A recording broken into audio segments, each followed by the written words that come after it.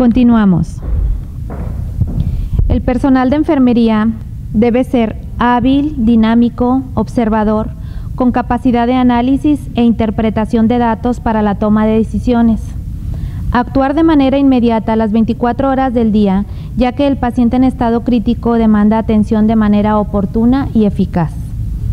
Esto permite recuperar su salud, requiriendo atención de enfermería con calidad y compromiso profesional. A continuación veremos cuidados del niño posoperado de corazón con la licenciada Silvia Verónica Ibarra Campos.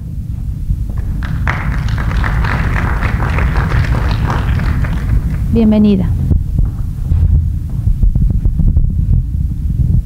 Buenas tardes. Ay, ¿por qué me salí de Dima?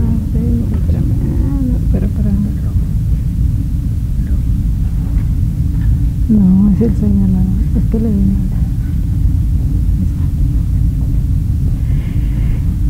di. Introducción. La cirugía cardíaca ha experimentado un desarrollo espectacular en los últimos años.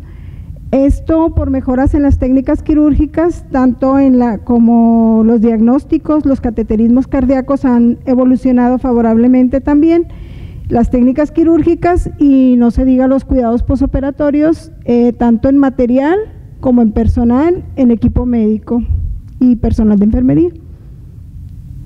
El posoperatorio inmediato es el periodo crítico donde surgen trastornos tanto respiratorios, ventilatorios, sangrados importantes, arritmias cardíacas graves. En esta etapa nuestros cuidados tienen un propósito de identificar signos y síntomas que prevengan complicaciones. Hay que anticiparse a ellos, prevenirlos y notificarlos inmediatamente porque son fundamentales para mantener la vida de ese paciente que está vulnerable en esos minutos del posoperatorio. El posoperatorio inmediato es una continuidad de lo que se inició ya en quirófano. El personal de enfermería tiene que estar al pendiente o tiene que estar informado aún antes de que el paciente llegue con nosotros a la terapia. Nosotros ya debemos de tener un informe de qué es esa patología que se le está realizando, qué tipo de patología es, qué cirugía es la que se le va a practicar, si es con circulación extracorpórea o sin circulación extracorpórea, la edad del paciente, el peso, la talla, como lo notificó mi compañera en el anterior, todo para prever lo que yo voy a necesitar para los cuidados inmediatos del posoperatorio. La llegada del paciente a la terapia son un equipo multidisciplinario donde viene el cirujano, viene el anestesiólogo, vienen los respectivos residentes y la enfermera circulante a mí me va a decir el tipo de cirugía que se le realizó, los hallazgos quirúrgicos, la hemodinamia presentada en el pre, trans y posoperatorio, los incidentes o eventos no esperados que se presentaron en el quirófano, el sangrado y su reposición, así como el tiempo de perfusión y de pinzamiento aórtico. Esto es un dato importante porque dependiendo del tiempo que duró con pinzamiento aórtico y en la bomba, es la evolución también que puede tener nuestro paciente, favorable o desfavorable. Los inotrópicos y medicamentos que se le administraron durante la cirugía y la diuresis pre, trans y postperfusión. También nos va a decir los métodos invasivos con los que llegó a quirófano, los que se le pusieron ahí y con los que ella no lo va a entregar.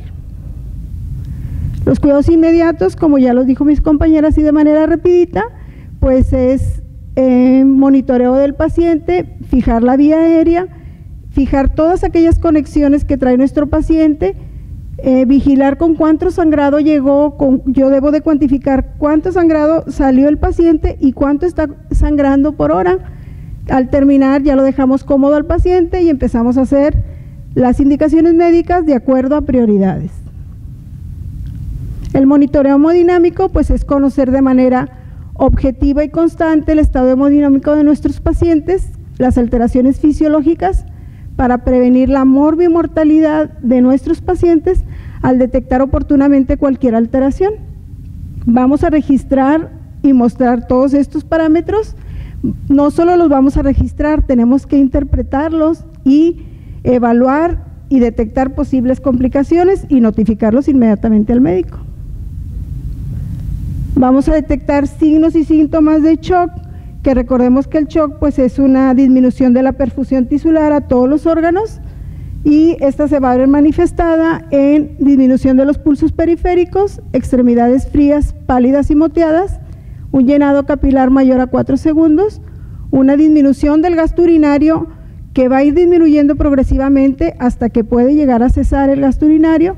Va a presentar alteraciones en el estado de conciencia, primero empieza con irritabilidad, confusión, letargo, hasta que queda nuestro paciente inconsciente. Hipotermia, alteraciones del ritmo, hipoxia y acidosis metabólica, que puede progresar hasta presentar lactatos ya muy altos y daño celular importante, y pues paro y muerte. Estas son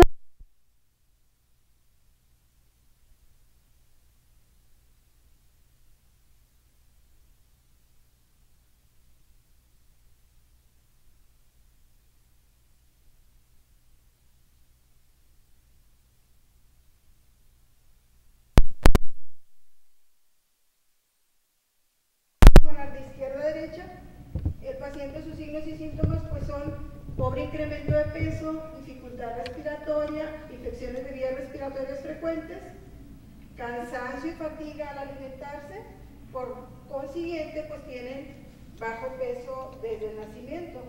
Por consiguiente pues están desnutridos a la cirugía, y aunado a eso pues hay que monitorearlos aún más, porque están desnutridos, están propensos a infecciones y pueden desarrollar crisis de hipertensión pulmonar.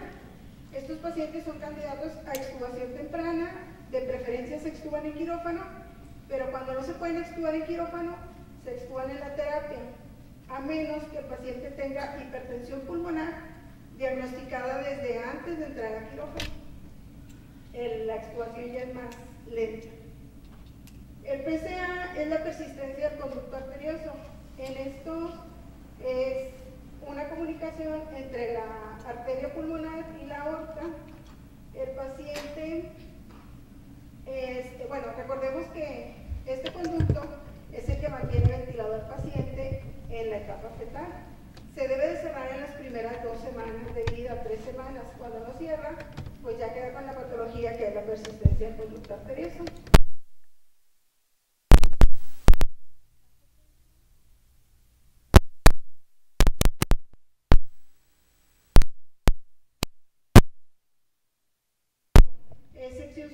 Sección sutura de PCA, pero últimamente también, si el PCA es pequeño, se puede hacer en hemodinamia mediante un cateterismo. Se le implanta lo que es un dispositivo que se llama COE.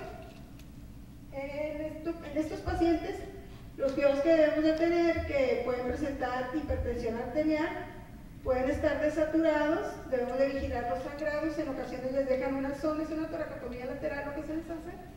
Le dejan una sonda, entonces debemos de vigilar sangrado a través de la sonda o a través de la herida, y también pueden desarrollar lo que es un neumotórax.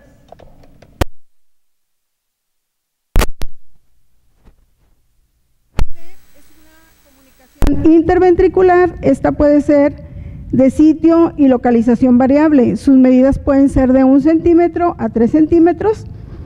El paciente, el abordaje es con circulación extracorpórea, es una toracotomía media, el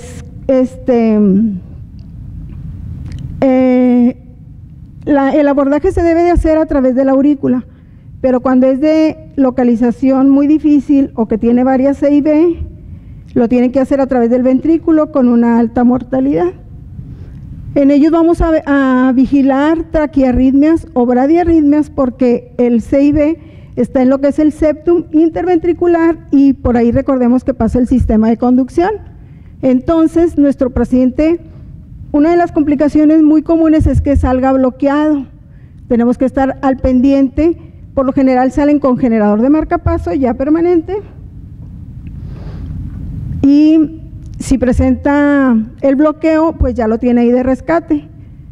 vigilar hemorragia en el posoperatorio, vigilar alteraciones del estado hemodinámico y evitar factores precipitantes de hipertensión pulmonar. La tetralogía de Fallot, estas son 4 anormalidades en una sola patología. Hay estenosis pulmonar, hay hipertrofia del ventrículo derecho, hay una comunicación interventricular y hay cabalgamiento de la aorta. En ellos, cuando son en edad preescolar, se hace se hace lo que es un bandaje de la pulmonar inicialmente mientras agarra peso y talla.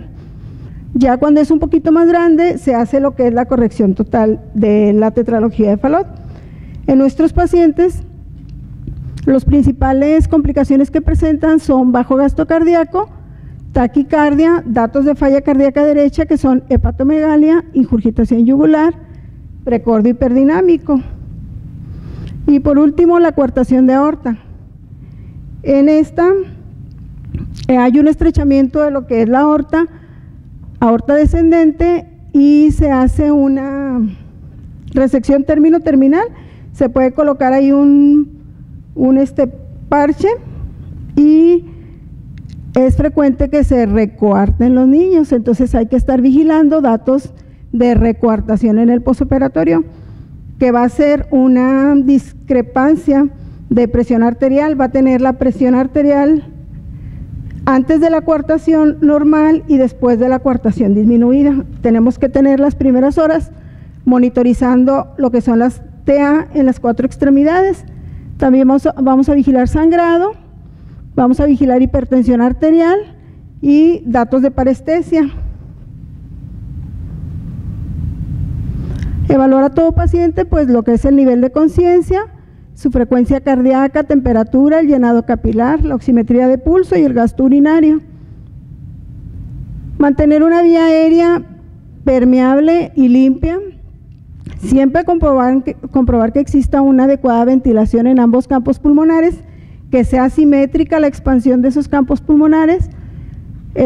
Aspirar cuantas veces sea necesario a nuestro paciente para mantener esa vía aérea permeable, fijar el tubo endotraqueal, verificar en qué posición viene desde que inicia el paciente o cuando yo lo recibo al inicio del turno y asegurar que se mantenga ese número a nivel de la comisura labial, de la comisura labial, que sea el correcto. Yo debo de registrar en qué número lo recibí y de preferencia dejar en qué número lo estoy entregando. Una manera fácil de verificar en qué posición debe de quedar es multiplicando el tubo endotraqueal que sea, si es del número 4, por así decirlo, multiplicamos por 3, 4 por 3, 12, el tubo debe estar fijo en la numeración número 12. Esa es una manera práctica.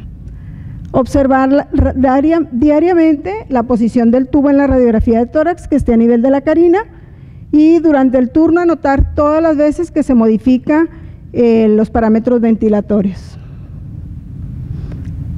Como ya les había dicho, eliminar las secreciones, porque recordemos que una vía aérea permeable pues nos garantiza una adecuada ventilación-perfusión, que a su vez nos garantiza una adecuada circulación. Vigilar datos potenciales que puede presentar nuestro paciente durante la aspiración, como son la hipoxemia, el broncoespasmo por estimular ahí la vía aérea y pues las infecciones que podemos provocar a nuestro paciente si no mantenemos una técnica séptica estéril durante la aspiración. El mantenimiento de los cuidados de los drenajes, esto yo lo voy a hacer cuantas veces sea necesario. Yo debo de tener mi herida quirúrgica limpia, libre de secreción, libre de sangre. Sus drenajes deben de estar siempre a presión negativa, ahí los Pleurovac a presión negativa. Comprobar siempre que estén estos bien sujetos y si están algo flojos, pues sujetarlos con abrazaderas, ahí que queden bien apretaditos. Debo de tener distinguido cuál es el drenaje pericárdico del drenaje pleural para cuantificar y ver cuál de las dos ondas me está drenando más. Y si existe sangrado mayor al 10% del peso del paciente, pues yo debo de informar al doctor porque está algo anormal ahí. Recordemos que nuestro paciente pues pasó por bomba de circulación extracorpórea si fue cirugía abierta y se le puso mucho anticoagulante que aunque se revierte en el posoperatorio, muchas veces el paciente sale sangrando. El marcapaso es fundamental, como ya les comentaba, muchos de nuestros pacientes salen bloqueados, entonces hay que mantenerlo, nuestra frecuencia, el umbral necesario que se necesite para mantener esa despolarización y verificar la pila del marcapaso. Esto es algo muy importante porque son pues pilas que se termina su energía, y si nuestro paciente está bloqueado al 100%, como muchas de las ocasiones pasa, mientras pasa ese proceso inflamatorio y se va adaptando a sus nuevos flujos ese corazón, el paciente puede estar bloqueado al 100% y depender de este generador, que si nosotros no nos percatamos a tiempo, el paciente puede morir en lo que vamos por una pila. Entonces, de preferencia, tener una pila ahí de resguardo. El paciente va a llegar con un catéter central y varios catéter periféricos. El catéter, vamos a tener una sola vía para todas las drogas vasoactivas y, como ya lo había dicho mi compañera, por ahí no se pasa nada. Una segunda vía para administrar líquidos y medicamentos y una tercera vía para sedación y analgesia.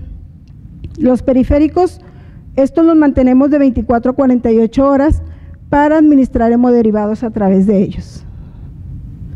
Y recordemos que donde están los inotrópicos, milrinona, dobutamina, noradrenalina, por ahí no pasamos nada ni infundimos nada, porque si tú pasas algo por ahí, esos son 3.5 mililitros en un pediátrico, que a veces tenemos los inotrópicos en 0.5, 0.8, y va a ser todo ese tiempo que va a pasar el paciente sin inotrópicos.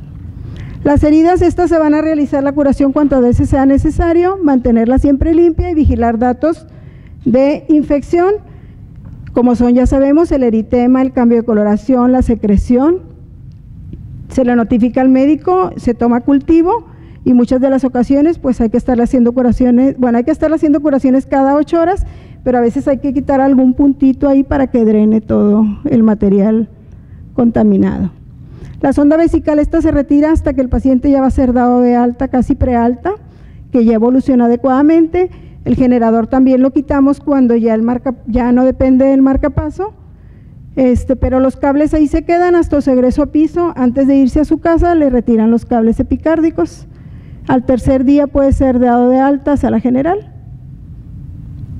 Extubamos cuando ya no es necesario que el paciente regrese a quirófano, que ya está alerta, que ya está hemodinámicamente estable. Pero que hay que vigilar pues todos los datos de dificultad respiratoria. No porque ya lo extubaron quiere decir que el paciente ya está bien. Muchas de las ocasiones hay que volver a intubar y esas primeras horas de extubación son primordiales, los cuidados que nosotros le damos, que son las micronebulizaciones, la fisioterapia, los cambios de posición, la aspiración, y vigilar datos como son aleteo nasal, tiraje intercostal, cianosis, disnea, hipercapnia en las gasometrías. Estas son algunas de las complicaciones que se nos pueden presentar en el posoperatorio. Una de ellas es el taponamiento cardíaco. Si nosotros no estamos, cada hora tenemos que estar ordeñando esas sonditas, o antes, si es necesario, si están ahí haciendo coágulo, porque si nosotros no estamos ordeñando esas sondas torácicas, se va a hacer un taponamiento cardíaco, se va a hacer acúmulo ahí de sangre y de coágulos, y el paciente va a empezar a ponerse taquicárdico, mal perfundido, oliguria, hipotensión, tonos cardíacos apagados, drenajes no productivos y un hemopericardio, y todos vamos a correr porque hay que hacer una pericardiocentesis urgente. Las arritmias son complicaciones frecuentes, el paciente puede estar bloqueado, arritmias ventriculares o supraventriculares, o simple y sencillamente el paciente está poliúrico, hay alteraciones de los electrolitos porque aparte se barrieron, o a veces el catéter quedó muy pasado y está estimulando ahí la aurícula, y esos son los que nos está ocasionando la arritmia. Entonces tenemos que estar en todo. El médico viene y ve al paciente un rato, la que está ahí al pendiente es la enfermera y ella es la responsable. Datos de bajo gasto cardíaco, como ya habíamos dicho: llenado capilar lento, oliguria, anuria, hipotermia, pulsos débiles, hipotensión que progresa hasta acidosis metabólica, taquicardia, hepatomegalia, ingurgitación yugular.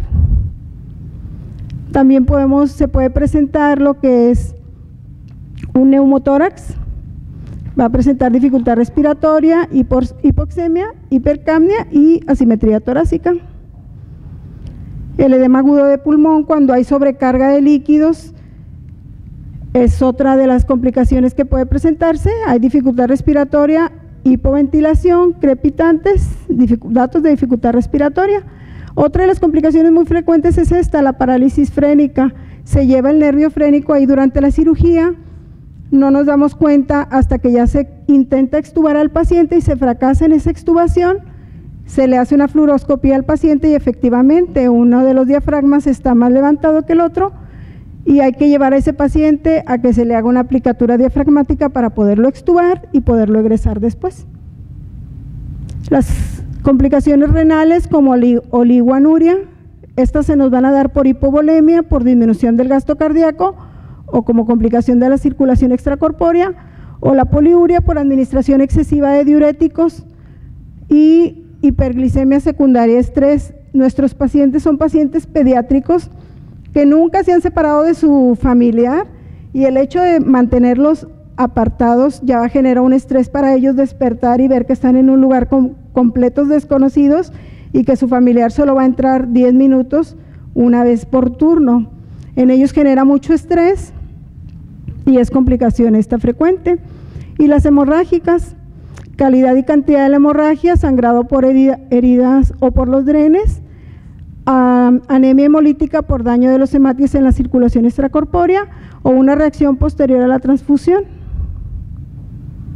Esta es la cantidad de cirugías que tuvimos el año pasado, ahí en la UMAI 34, tuvimos 525 ingresos solo de cardiocirugía, donde 333 fueron con circulación extracorpórea y 80 sin circulación extracorpórea. Y pues recordar que la vida de los pacientes está en nuestras manos, ellos son inocentes, están inmunes. Entonces, si yo no detecto oportunamente ninguna alteración, no la notifico, o la detecto más no la notifico, es como si no la hubiera detectado. El cuidado de ellos es fundamental y dependen al 100% de nosotros. Muchas gracias.